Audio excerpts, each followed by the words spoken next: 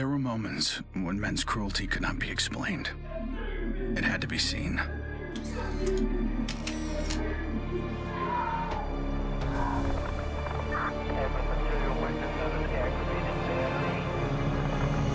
The perfect shot pierced our numbness, sent up a flare to save the next generation.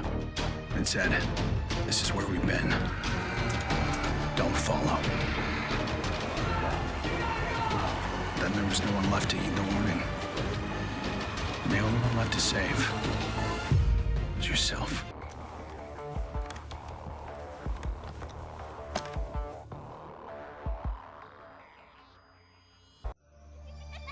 My earliest memory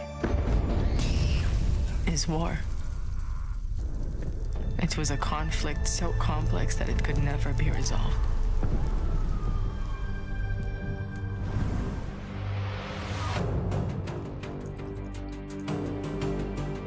But this war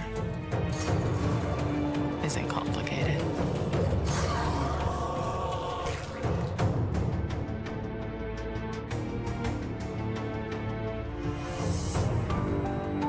Death is still heartbreak.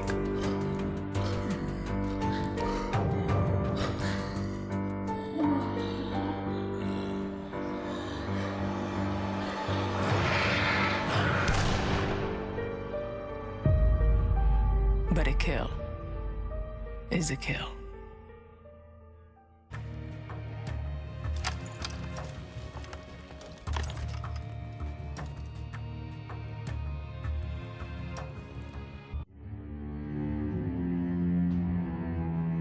Don't play in the dirt, Ethan.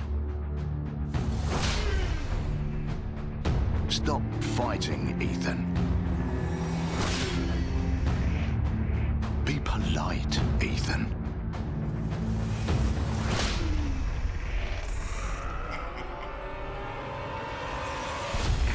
We can suppress the animal instincts all we want, bury them under layers of polish. But they exist for a reason. When we lived in a genteel fairy tale world, somebody did the dirty work out of sight. But when the fairy tale turned nightmare,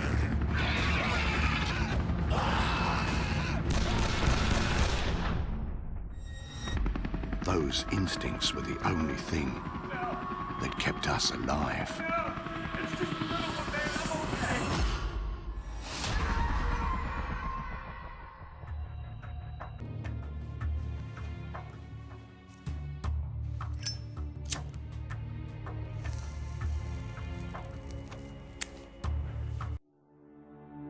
Where there is life, there is light.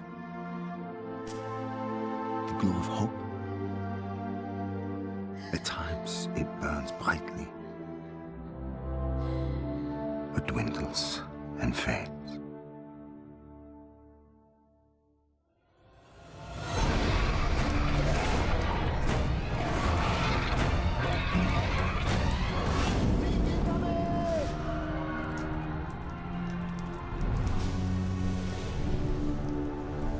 But once it is lit, we must never let it die.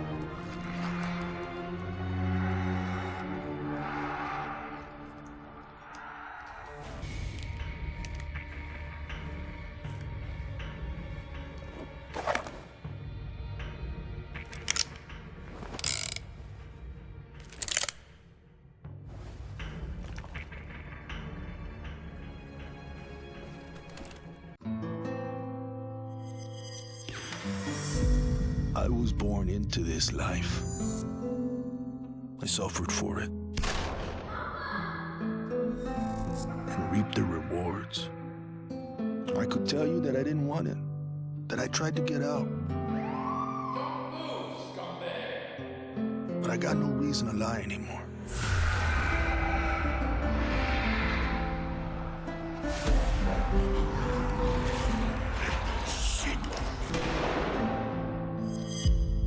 That life is the only reason I'm still here.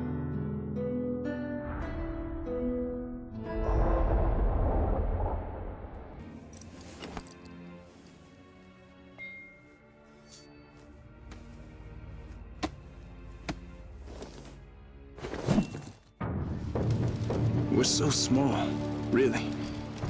Insignificant.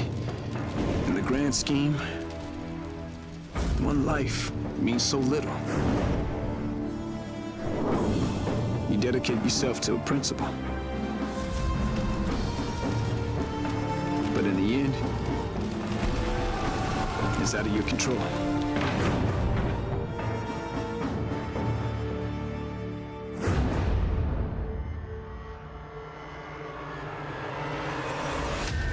In this world, principles get you killed. You lend a hand, it gets torn off. You hesitate, you die. So you want to save someone? Save yourself.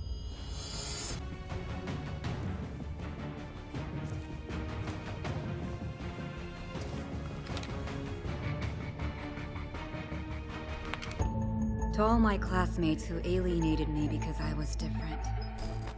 To anyone who never gave me a chance. To the people who ignored me while I hid behind zeros and ones. Thank you.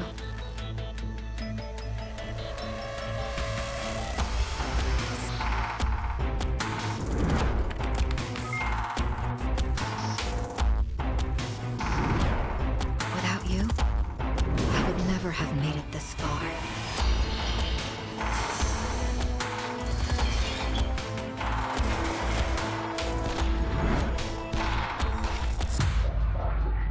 I would have been weak and dependent. I would have ended up just like you.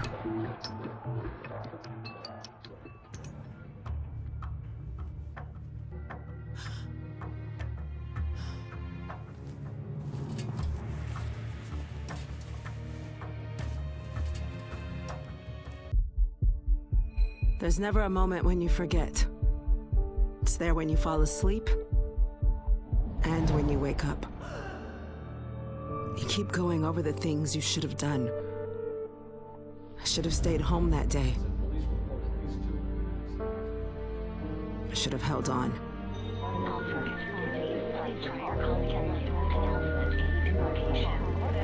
The agony is always there. But I've learned to live with it. Because the only thing stronger than regret is hope.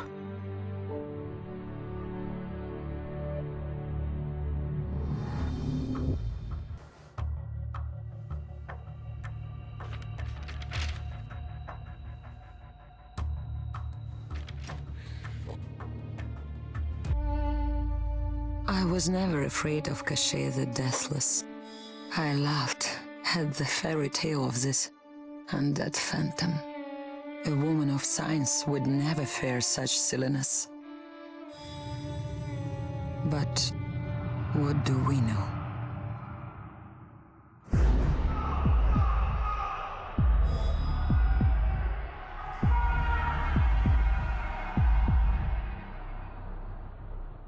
Science cannot explain what I've seen. And in the face of such horror, there is no logic.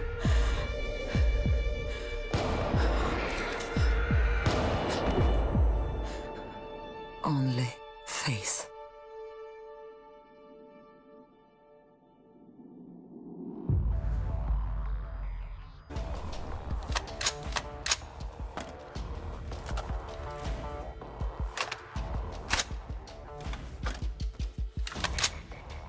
I was just a boy when the Soviet Union collapsed. The nation was divided in two. Those with power, and those without. At 8 years old, I learned the price of weakness. And I vowed never to pay that price again. I became the strong man. I gathered wealth, influence, and power. But nature is indifferent to the hierarchy of men. Once more, she burned my world to ashes, leaving only bitterness and the rage I would need to survive.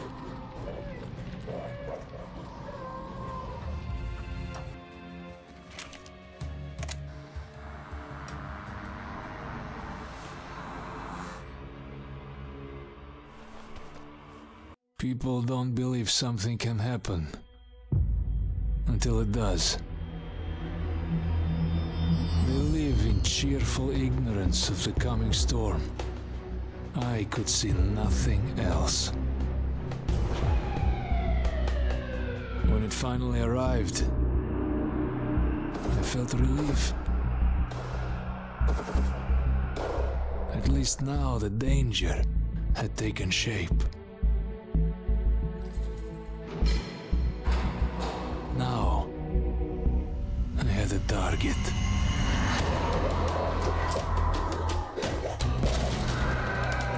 And I didn't have to fight alone.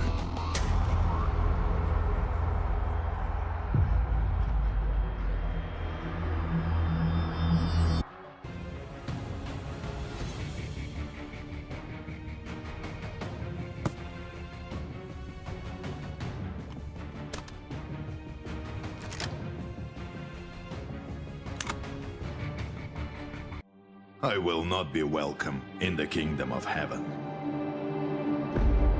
That fate was never in the cards for a man like me.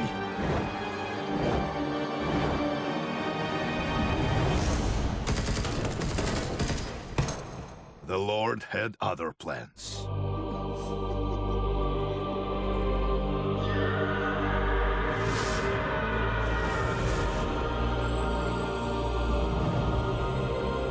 I have made my peace with God.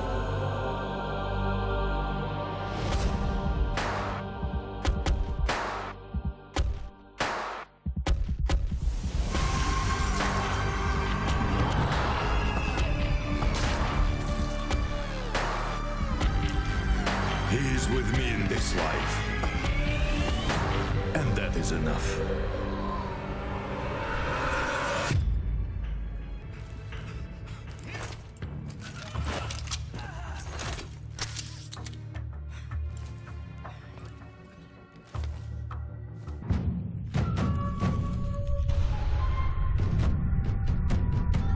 I was 11 years old the first time I felt the ground shake. My instinct was to leave, but my grandparents wouldn't hear of it. This is our home, they told me. We don't leave. I came to live by that code. Earthquakes, tsunamis, typhoons, they're all part of life here. We accept them. We don't leave. When the evacuation was announced, I rejected it. This wasn't our way. Then I saw them. And I understood. This wasn't another disaster. This was a war.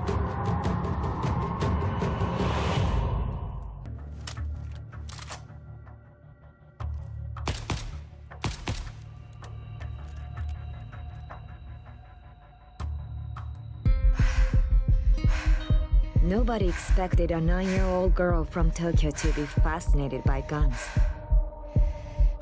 Nobody imagined a 22-year-old university senior would drop out and train for the biathlon. Nobody believed that the daughter of a salaryman could win Olympic gold.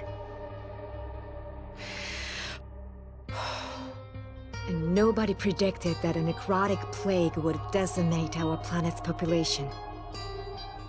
But life is all about the unforeseen.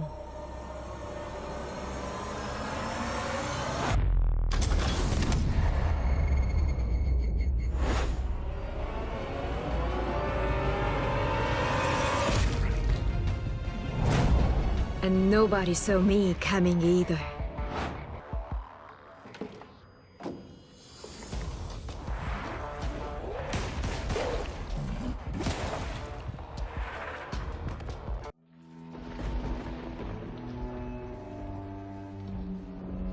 I always wanted to be a cop. Thought I could do some good. But the scum on the street kept destroying lives. While I was wrapped up in red tape.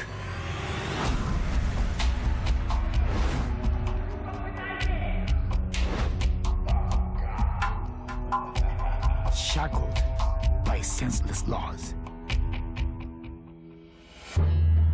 The virus stripped all that away. Left us to fend for ourselves. And finally, the chains were off.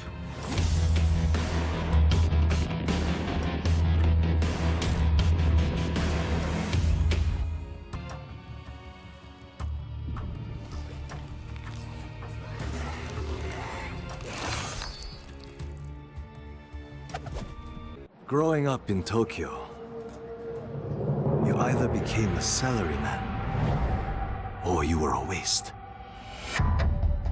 If you asked around, it's safe to say I was the latter.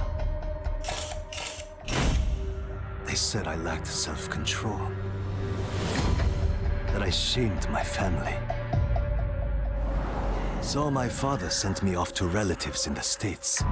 Turns out, Americans care a lot more about earnings than honor. Which worked out fine.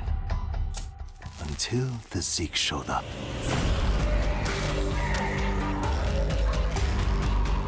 The Japanese decided to evacuate. They didn't have the firepower to fight. But I had special skills. So when everyone else was leaving, I went home.